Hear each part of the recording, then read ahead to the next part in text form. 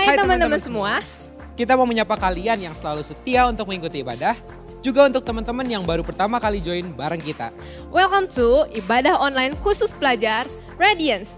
Sekali lagi gue mau ngingetin kalian semua kalau ini adalah ibadah khusus pelajar mulai dari teman-teman yang kelas 6 baru lulus, pelajar SMP dan SMA. Nah, buat kalian yang baru pertama kali ikutan ibadah Radiance, langsung aja scan QR code di bawah ini atau buka linknya di bit.ly/welcome to Grabs untuk dapetin gift dari kita. Dan untuk teman-teman yang kelas 9 nih, congrats ya. Congrats juga buat lu nih yang udah lulus. Thank you. Akhirnya lu nyusul gue ya yang udah lulus duluan. Cie, wisuda online. Cie yang sama-sama wisuda online. Ya, tahun 2020 emang tahun serba pertama kali buat kita ya. Mulai dari pertama kali gak masuk sekolah selama berbulan-bulan, pertama kali lulus sekolah tanpa UN, termasuk pertama kalinya wisuda online. Gak percaya? I think I'm losing my mind, trying to stay inside the lines. It's like you're running in place. How you keep staying the same. Karena COVID, gue harus produktif. Ingat, produktif. Jadi gue mulai dari bangun pagi. Oke, gue buka mata, buka mulut. Siap-siap pakai seragam. Set, pergi sekolah. Alah, kan sekolahnya online. Buka laptop, buka Zoom. Tapi jangan buka kenangan lama. Kerjain, ketik. Ujian, klik. Kerjain orang juga sekali. Waktunya tidur. Wow, udah pagi. Hah, udah wisuda lagi. Tapi kok masih diranjang? Astaga, wisudanya online. Oke, buka laptop. Kembali ke laptop. Yes, lulus. Pengalaman yang sangat berkesan. Bener kan? Ngomong-ngomong, lu udah ajakin teman-teman lu belum buat ikut ibadah online ini? Udah dong. Kalau kalian gimana? Jangan lupa ya, share ibadah ini ke teman-teman kalian. Biar kita semua sama-sama terberkati. Next, yuk kita kasih persembahan yang terbaik buat Tuhan. Kalian bisa transfer via rekening di bawah ini. Atau yang udah pasti mudah banget yaitu scan QR Code melalui aplikasi e-wallet apapun yang kalian punya. Nah, tinggal klik, udah deh. Mudah banget kan? Sekarang kita siapin hati kita yuk untuk ibadah. Dan jangan sampai kita ke distract sama notif HP kita ya. So, enjoy the service guys. Go anak muda, sama-sama kita nyanyikan lagu ini untuk Tuhan.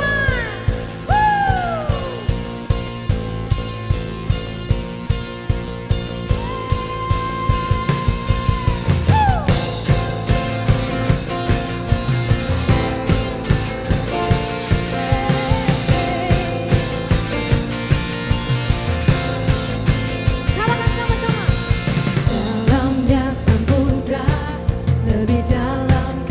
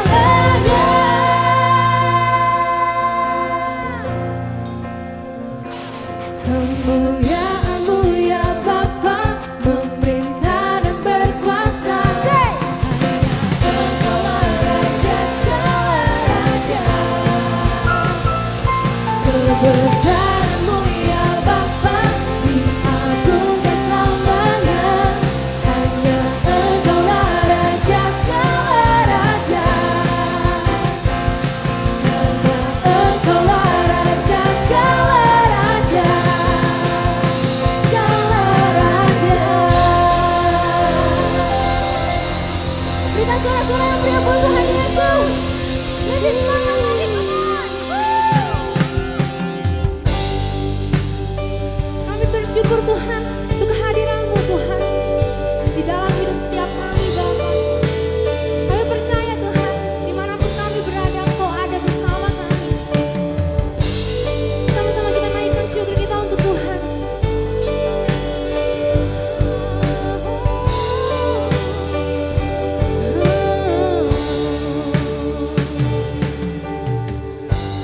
Ku menyembah dalam kudus hadirat-Mu,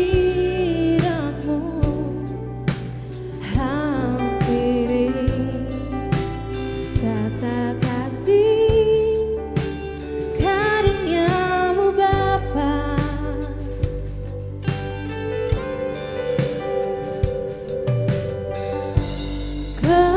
Kekuatanku hanya dalam hadirat-Mu, Yesusku, hanya Kaulah segalanya.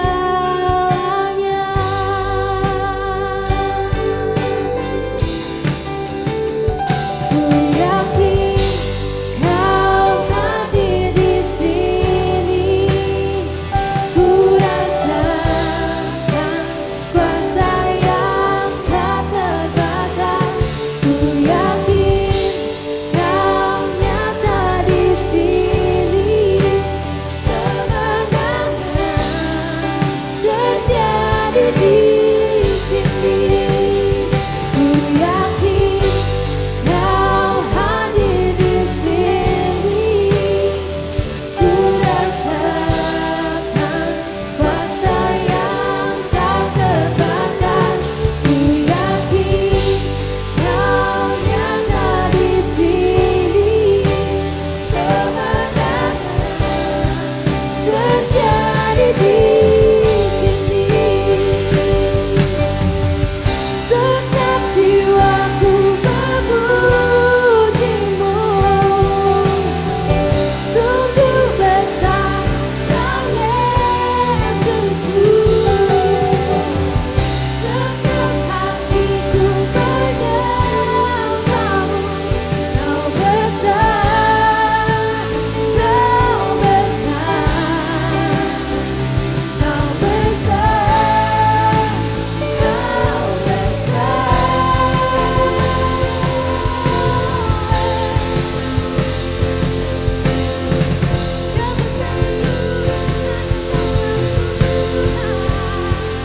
Ku yakin Kau hadir di sini, ku rasakan kuasa yang tak terbatas. Ku yakin Kau nyata di sini, kemenangan terjadi di sini.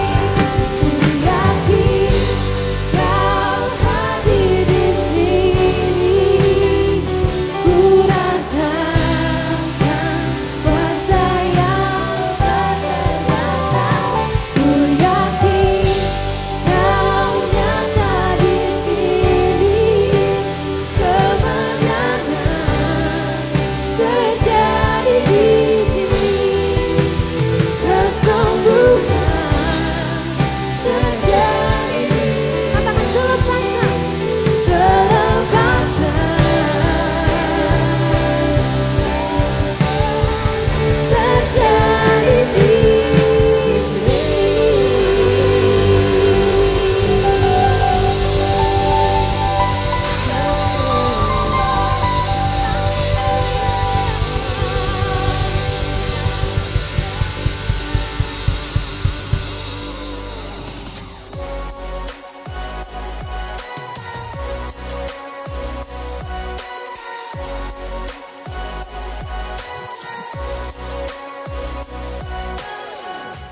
Halo buat pelajar di seluruh Indonesia yang sedang menonton ibadah ini, saya harap kalian dalam keadaan yang sehat dan baik. Beberapa di antara kalian mungkin sudah ada yang bagi rapot ya, semoga hasil rapotmu bagus. Kalau belum tahu hasilnya, terus berdoa untuk yang terbaik. Hari ini saya mau cerita tentang seekor kodok di tepi kolam. Kodok pengen menyeberang kolam. Dia melihat daun-daun teratai yang tumbuh di dalam kolam. Dia pikir lebih baik aku melompat dari bagian sebelah kiri kolam yang banyak tumbuhan teratainya. Dan melompat sampai ke ujung. Waktu melihat kodok mau menyeberang, seekor kalajengking panggil sang kodok. Kodok, bolehkah aku nebeng di punggungmu? Aku mau ikut ke seberang. Kodok mikir sebentar, bahaya nih. Kemudian kalajengking bilang, tolonglah, aku gak bisa berenang, aku gak bisa lompat seperti kamu. Kemudian kodok bilang, aku mau bantu kamu menyeberang dengan syarat, kamu gak boleh gigit aku dengan sengatmu yang beracun itu. Oke, kata kalajengking. Kemudian dia naik ke punggung kodok. Dengan gesit, kodok melompat dan segera tiba di seberang. Baru saja menjejakkan kaki di seberang, si kalajengking langsung menggigit kodok dengan sengat yang beracun itu. Dalam keadaannya sekarat, kodok bilang, tadi kamu janji kamu gak akan gigit aku. Aku sudah menolong kamu, kenapa kamu masih menggigit aku? Kalajengking bilang, maaf, itu memang sudah menjadi kebiasaanku. Aku gak mampu mengendalikannya. Kemudian kodok itu pun mati. Cerita si kalajengking ini mirip dengan kita. Semua kita pasti ingin menjadi lebih baik, jadi lebih pintar, jadi sukses. Tapi untuk menjadi lebih pintar kita harus lebih rajin belajar. Untuk lebih baik kita harus mampu mengendalikan diri kita agar sesuai dengan apa yang kita mampu. Dan seringkali kita gagal, mirip seperti kalajengking tadi. Mungkin kegagalan seperti ini yang membuat kamu putus harap dan kehilangan asa. Tapi kamu gak sendiri kok. Rasul Paulus, seorang tokoh yang luar biasa, curhat lewat tulisannya dalam kitab Roma. Roma pasal yang ke-7 ayat yang ke-19. Dikatakan begini, sebab bukan apa yang aku kehendaki, yaitu yang baik, yang aku perbuat. Melainkan apa yang tidak aku kehendaki, yaitu yang jahat, yang aku perbuat. Antara keinginan kita dengan kenyataan jauh banget.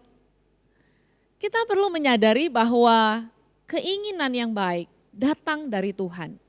Hari ini tema kita adalah inside out. Berubah lebih baik tidak bisa dipaksakan dari luar ke dalam. Misalnya, kita ikut seminar karakter, baca buku-buku, ikut sibuk kegiatan sosial. Hal ini nggak akan langsung membuat kita berubah menjadi baik. Kamu pasti akan masih tetap merasa cemas, gelisah, takut nggak jelas. Kamu pengen merasakan damai, sukacita dalam hatimu, tapi sulit banget. Coba cek, mungkin ada kesalahan atau dosa yang kamu simpan jauh di dalam hatimu. Nggak ada yang tahu. Dan kamu menyesal banget akan hal itu. Sudah doa, minta ampun, tapi masih aja nggak bisa tenang, nggak bisa damai, dan bolak-balik jatuh di dosa dan kesalahan yang sama. Karena nggak semua perasaan takut dan cemas disebabkan oleh keadaan di luar kita. Untuk kamu yang sedang nonton di rumah, saya mau kasih tahu. Antara penyesalan dan pertobatan itu dua hal yang sangat berbeda. Penyesalan adalah perasaan sedih atau kesusahan dalam hati seseorang karena dosa yang dilakukan. Bagus, tapi nyesal doang gak cukup. Kita perlu bertobat.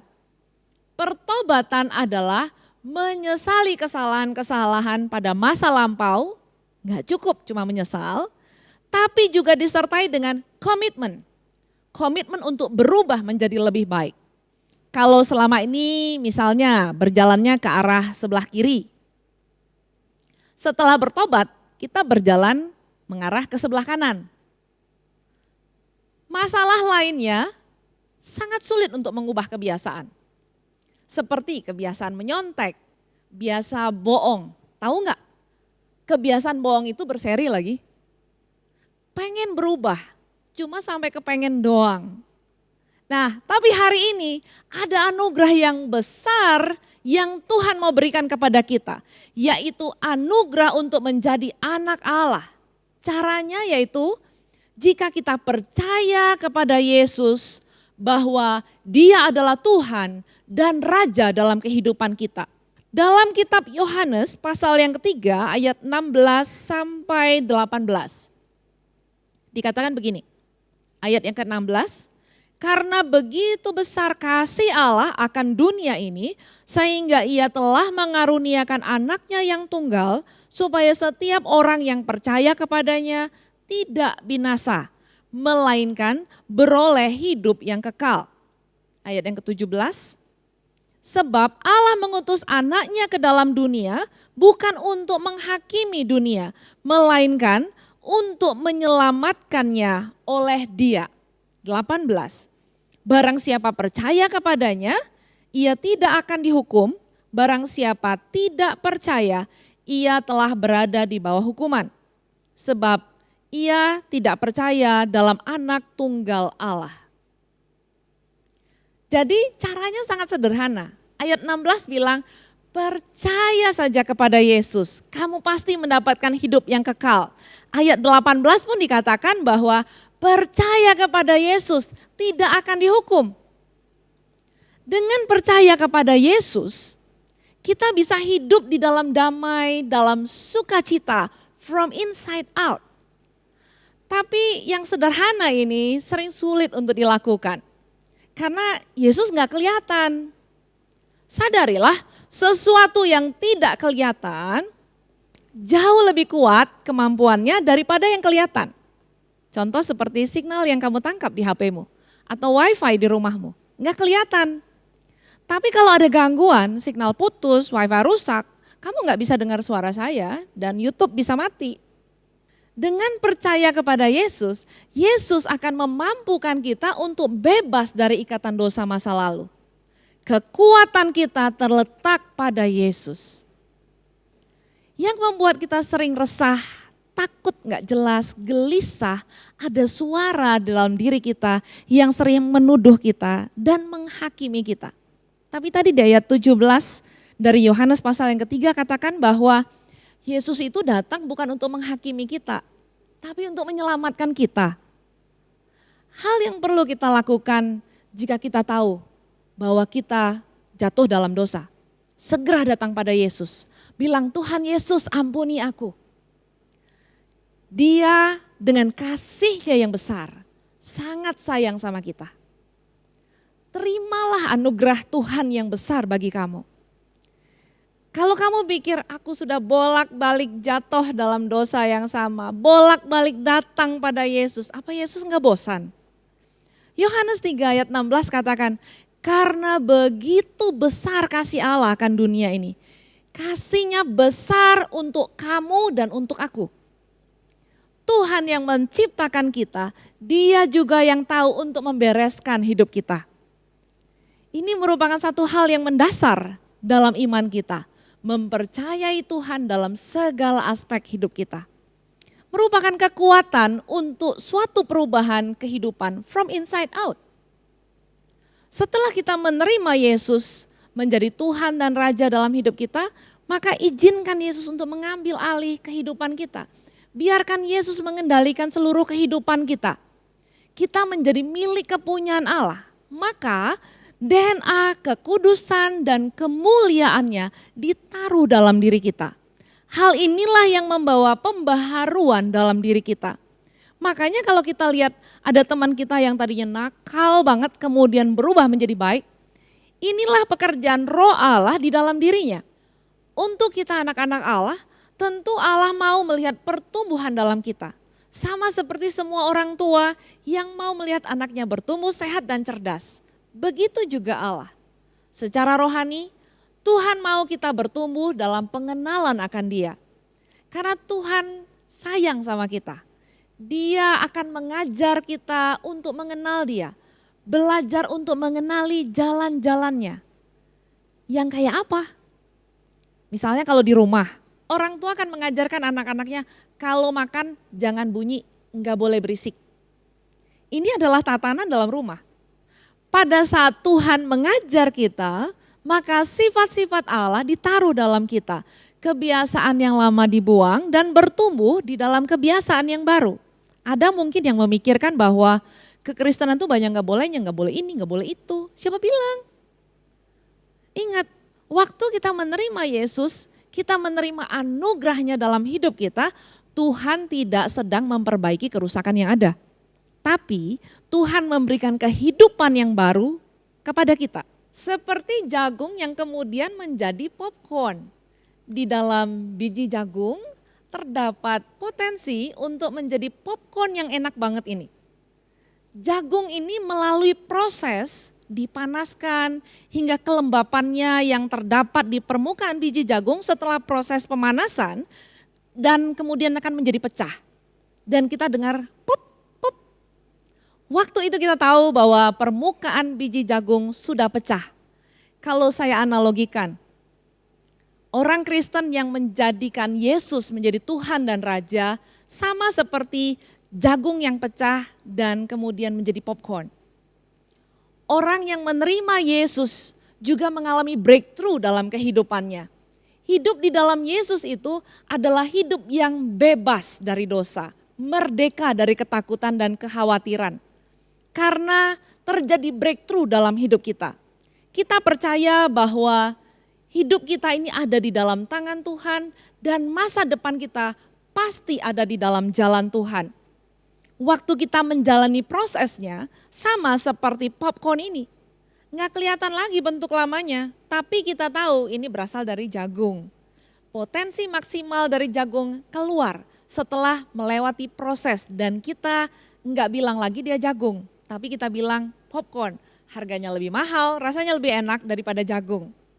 Kita adalah manusia baru di dalam Yesus. Setelah kita percaya kepada Tuhan Yesus, langkah-langkah berikutnya yang kita lakukan adalah membangun relasi kita dengan Tuhan. Relasi yang semakin hari semakin lebih kuat. Kolose 2 ayat 6 dan 7. Kamu telah menerima Kristus Yesus Tuhan kita, karena itu hendaklah hidupmu tetap di dalam Dia. Hendaklah kamu berakar di dalam Dia dan dibangun di atas Dia. Hendaklah kamu bertambah teguh dalam iman yang telah diajarkan kepada kamu dan hendaklah hatimu melimpah dengan syukur. Berakar dalam pengenalan akan Tuhan karena buah adalah dampak dari pohon yang berakar. Semakin baik akar menyerap bahan makanan yang dibutuhkan oleh sebatang pohon, maka kita akan melihat buah yang semakin baik, bertumbuh from inside out, dibangun di atas Dia. Semakin tinggi sebuah bangunan yang dibutuhkan adalah fondasi yang semakin dalam dan kokoh. Memiliki hubungan yang dalam dan kokoh dalam Tuhan, kita nggak akan gampang labil karena apa kata orang. Karena hubungan kita yang kokoh dengan Tuhan, kita nggak akan ikut-ikutan orang lain yang santuy. Karena kita tahu Tuhan kasih tunjuk jalannya buat kita. Sebentar kita akan dengar kesaksian dari teman kita bagaimana dia berproses dalam Tuhan. Halo, nama saya Elvina. Saya umur 19 tahun. Selama ini saya pelayanan di Pemulihan Khusus Pelajar SMA. Sebenarnya saya sedang berkuliah di China, tapi hari ini saya lagi di Indonesia karena pandemi yang ada. Hari ini saya mau sharing sedikit tentang pertolongan Tuhan bagi keluarga saya. Dulu, keluarga saya sebenarnya merupakan keluarga yang bisa dibilang berkecukupan. Untuk masalah biaya sekolah dan segala macamnya, keluarga saya masih sanggup. Hingga suatu hari, usaha papa saya bangkrut karena ditipu orang. Keluarga kami benar-benar mengalami kesulitan ekonomi. Kami sampai harus menjual rumah dan itu membuat kami harus pindah-pindah tempat tinggal. Mulai dari rumah nenek saya, di rumah kakak mama saya, bahkan kami harus sampai kontrak rumah. Dan itu terjadi pada saat saya usia 5 tahun. Gak berhenti di situ. Orang tua saya pun memutuskan untuk berpisah. Saya yang masih kecil tentu sangat terpukul dengan keadaan tersebut. Anak kecil ngerti apa sih? Tapi saya diajari dari kecil oleh orang tua saya untuk berdoa. Ya, impian saya dulu supaya papa mama mulai bersatu lagi. Seiring saya bertambah besar, saya akhirnya mengerti kondisi keluarga saya yang sesungguhnya. Saya mulai berdoa dengan tekun. Hampir tiap malam saya berdoa sama Tuhan. nangis-nangis, bahkan puasa buat pemulihan keluarga. Rasanya capek banget berdoa tanpa melihat hasil. Tapi saya mengerti janji Tuhan buat keluarga saya. Dan saya tahu Tuhan itu gak pernah bohong. Seiring waktu berjalan, Tuhan juga menanamkan visi pada saya untuk pergi ke China sejak saya kelas 3 SD. Kalau dengan cara pandang manusia, kelihatannya mustahil untuk mencapai visi tersebut. Saya bersyukur saya tumbuh dan bisa melayani di Grabs. Saya bersyukur bisa kenal sama Kak Teti dan Kak Sheryl. Mereka mendukung dan mengajarkan saya untuk tekun di dalam doa.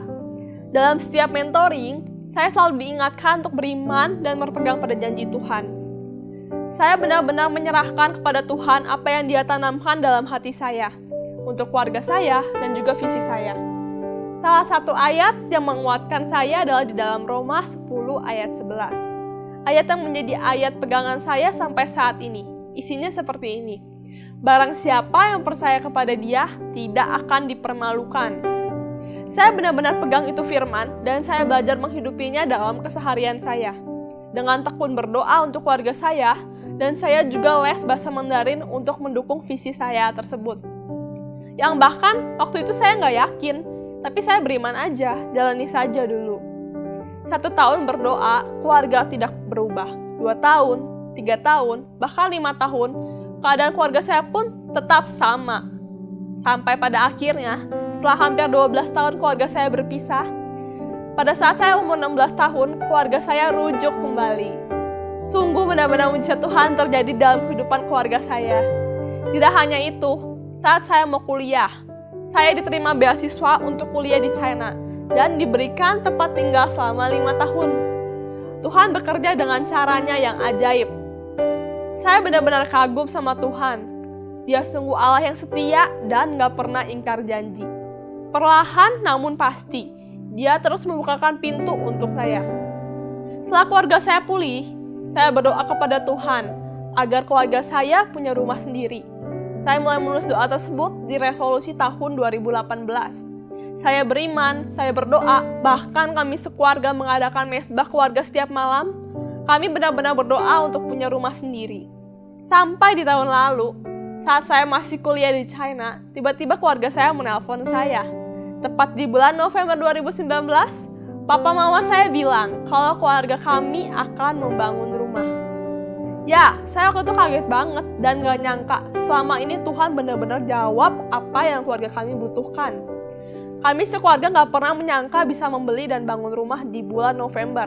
Tepatnya di saat 2 bulan sebelumnya saya baru berangkat untuk studi di China.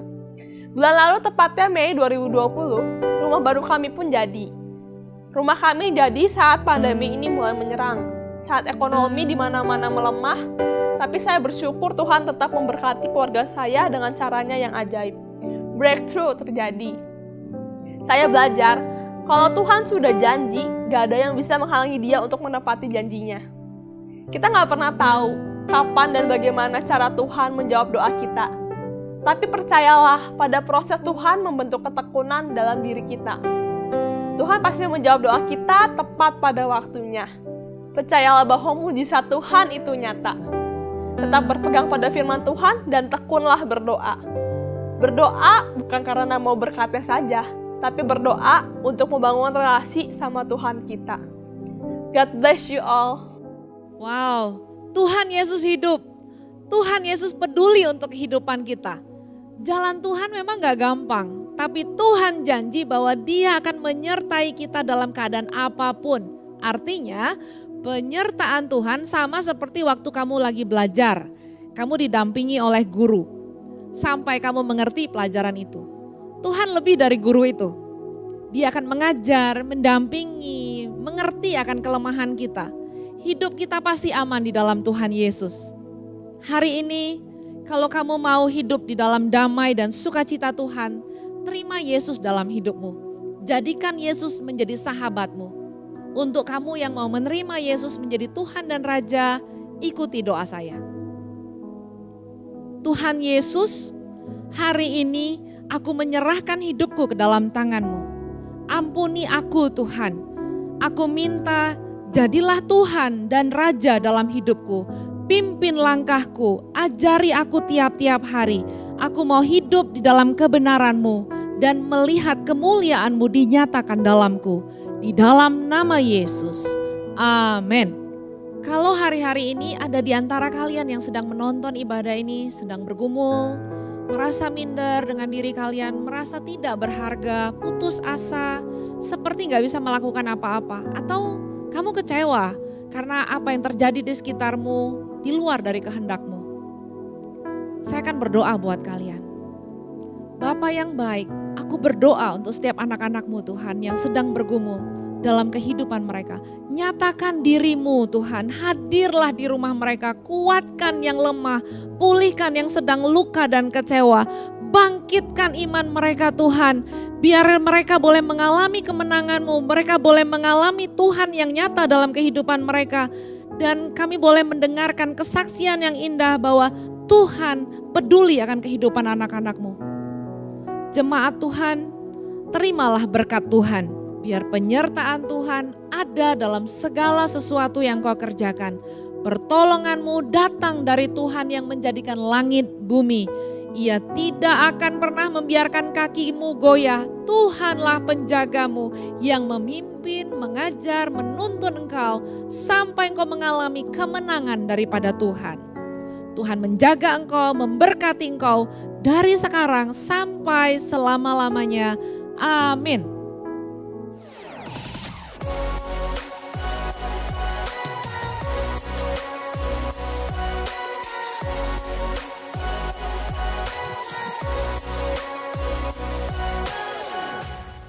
Thanks buat kalian yang udah ikutin ibadah ini sampai selesai.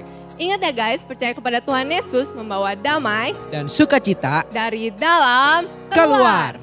Buat teman-teman yang lagi ngalamin pergumulan dan butuh bantuan doa, kalian bisa scan QR code di bawah ini. Dan nanti akan ada tim konselor kita yang siap mendoakan teman-teman. Follow juga Instagram kita di @grabsing untuk tahu info terupdate seputar kegiatan kita. By the way, udah pada ikutan belum? Ikutan apa, Vel? Makanya langsung aja cek di @grabsing kalau lu pengen tahu. Sekian dulu ibadah hari ini. Happy weekend and See ya!